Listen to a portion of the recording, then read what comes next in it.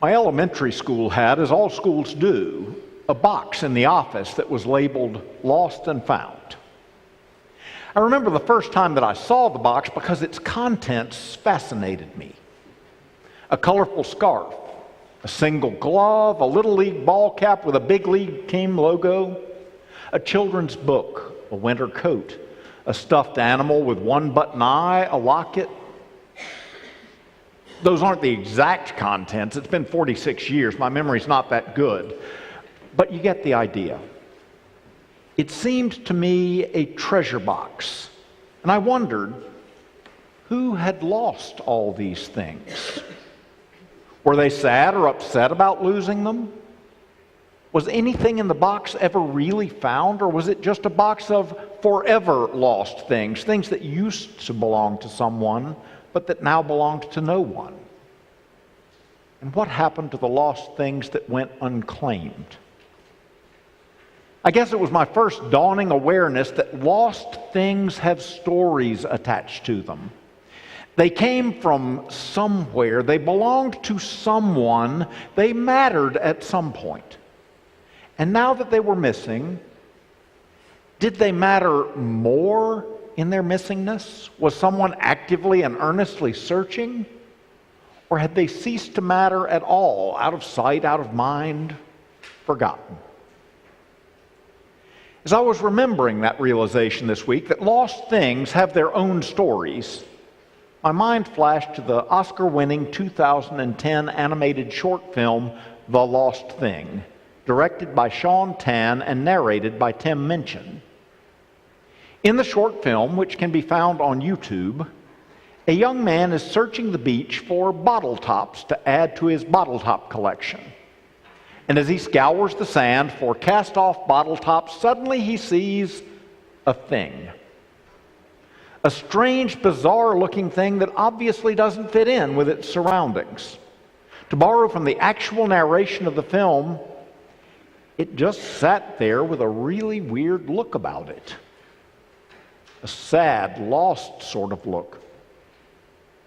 Nobody else seemed to notice it was there, all too busy doing other stuff, I guess.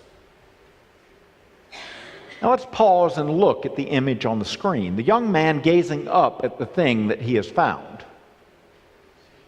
Notice that it's no small thing. It isn't an inconsequential or uninteresting thing. We might file away the question, how does nobody even notice it or take any interest in it? How is it so completely hidden in plain sight as to be lost?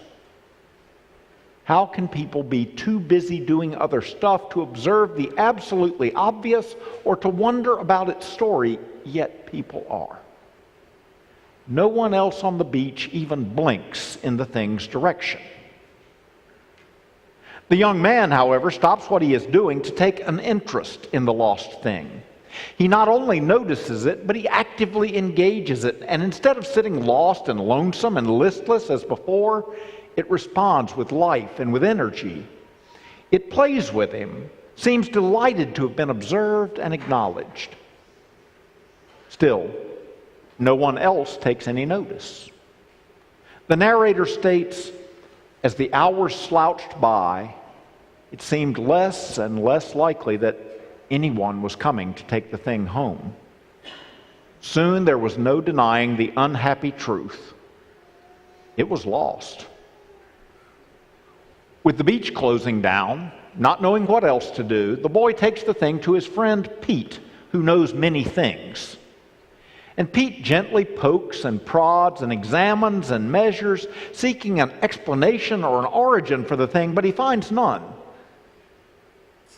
Pete just shrugged, the narrator says. He didn't think the lost thing came from anywhere and didn't belong anywhere either. Some things are like that, he said. They're just plain lost. And I guess it's at this point in the story that I began to anthropomorphize the thing. That is, to assign it human qualities and to imagine it with human feelings. Because I think we sometimes do the very same thing to human beings. Look them over and simply discard them if they don't fit our value system or our classification system. Sort of like giving up on them. Let's see if the line from the story rings true if we substitute the word person for thing. Pete just shrugged. He didn't think the lost person came from anywhere and didn't belong anywhere either. Some people are just like that, he said. They're just plain lost. So maybe lost people have stories just like lost things do. Leaving Pete, the boy takes the lost thing home with him, knowing all too well how his parents will respond. I already knew, the narrator says, that Mom would be concerned about how filthy its feet were, and that Dad would be concerned about all sorts of strange diseases. They both just wanted me to take it back to where I had found it. But it's lost, I said. Not that it made any difference. At length, the boy takes the lost thing out into the backyard and hides it in a tool shed. And as he makes sure that the lost thing is sheltered and secure, it suddenly reaches over, grasps a nearby stepladder, opens itself up, and invites the boy to climb up and observe its inner workings as we see in the image on the screen. The boy doesn't necessarily understand all that the thing reveals. Its mysteries are unfamiliar to him, and he doesn't fully get what makes it tick. But there is a mutual sharing in the scene. The thing revealing what it carries inside itself, and the boy tossing in some offerings of various tools and trinkets and odds and ends, as if offering bits of his own life for the thing to examine and experience. We might remind ourselves that such is the way of lost or discarded people too. If we offer them just a measure of safety or security and show that they can trust us, they also may open up and reveal hidden dimensions, and they accept and welcome the small revelations of ourselves that we might offer them. That night, as the boy ponders just what is to be done with the thing, it can't remain in the tool shed forever, he comes across a television ad for the Federal Department of Odds and Ends. Do you suffer from unclaimed property? The announcer inquires. Objects without names, things that just don't belong? Don't panic, we've got a pigeonhole to stick it in.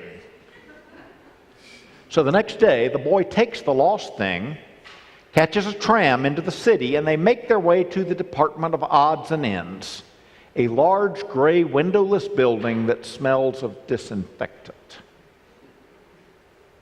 Doesn't that sound like the embodiment of bureaucracy? Large and gray, windowless, and smelling of disinfectant. Making their way along dimly lit corridors to the receptionist desk, they are met with a detached, disinterested drone. Fill in the forms. But as the boy looks for a desk to fill out the mountain of forms, there's a little tug at his elbow. A small, timid, janitor-like creature who looks like a bit of a lost thing himself warns, if you really care about that thing, you shouldn't leave it here. This is a place for forgetting, for leaving behind. The forms, the procedures, they might give the appearance that the thing is to be carefully cataloged and cared for. But the janitor creature has revealed the truth. This is a place where forms matter and things do not. A place where lost things become merely numbers. A place for forgetting and leaving behind. Look at the motto on the seal. Sweepus underum carpete. Sweep them under the rug.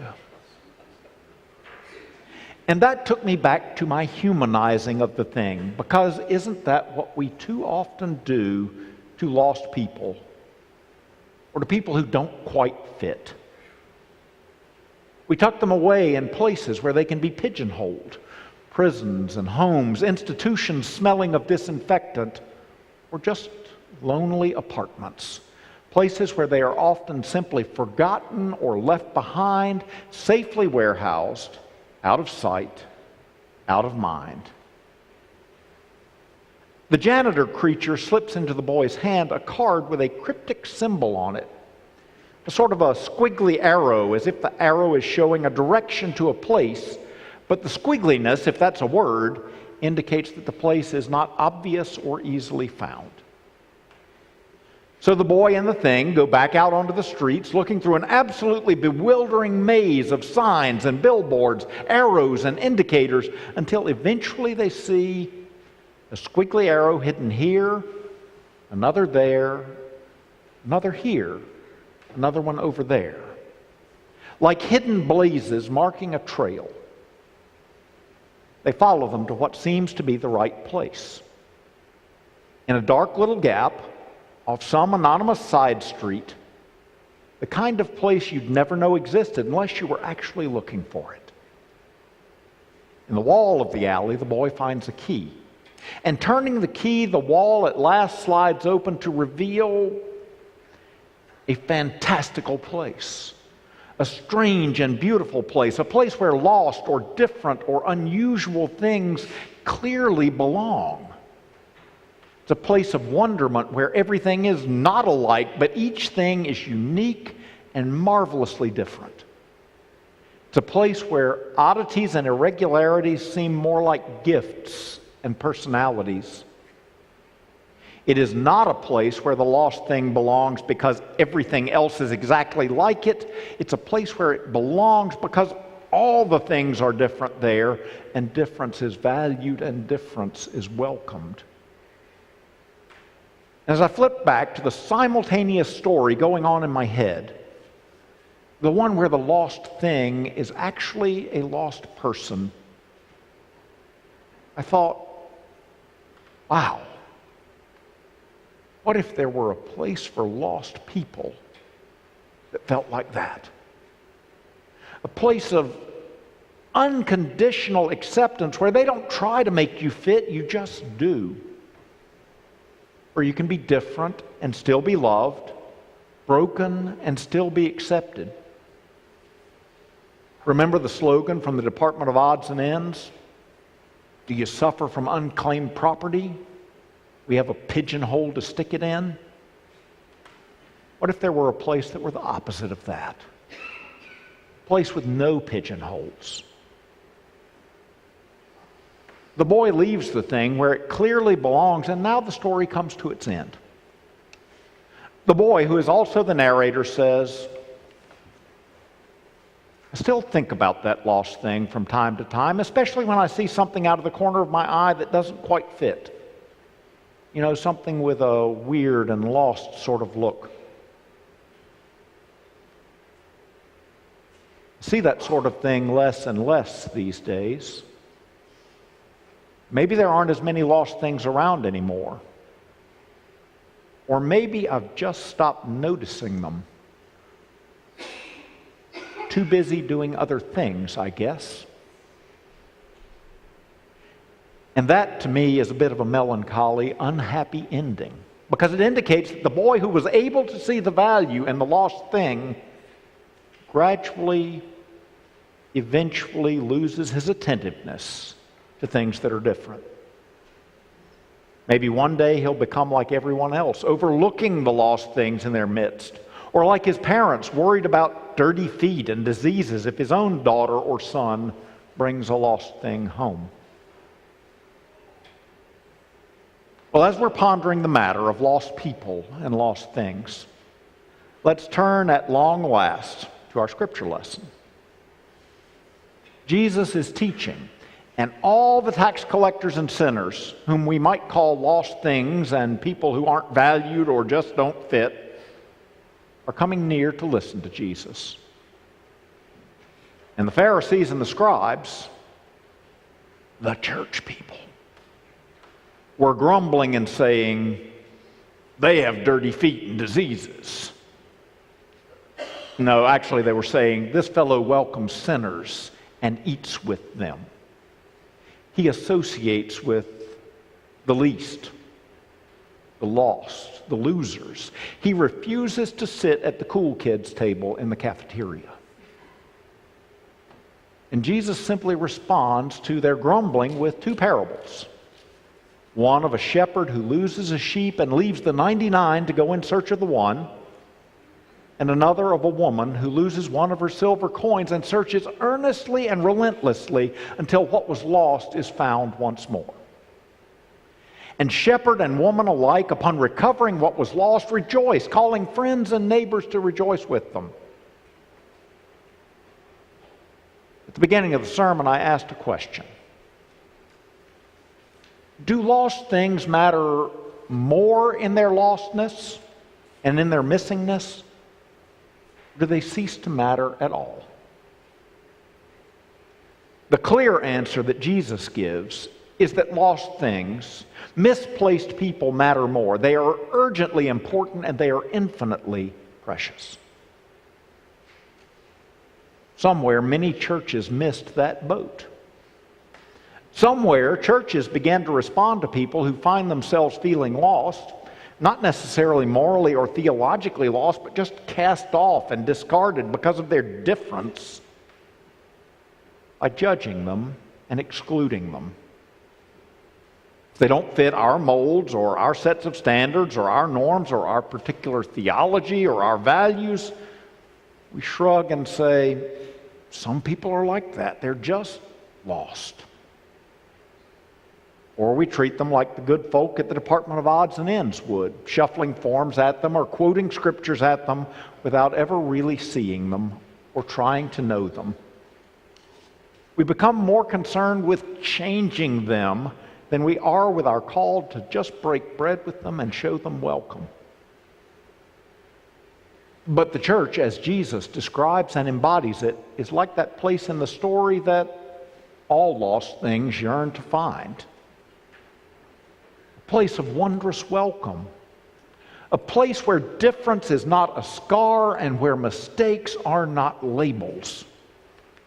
A place where we never forget the urgent importance of lost things or people who feel no place, where all are welcome, no judgments cast, and no questions asked. Not a place of narrow doctrine or rigid dogma, but a place where your discipleship journey begins from wherever you are. Because if it can begin from wherever you are, you're not lost or unwanted at all. Thanks be to God. Amen.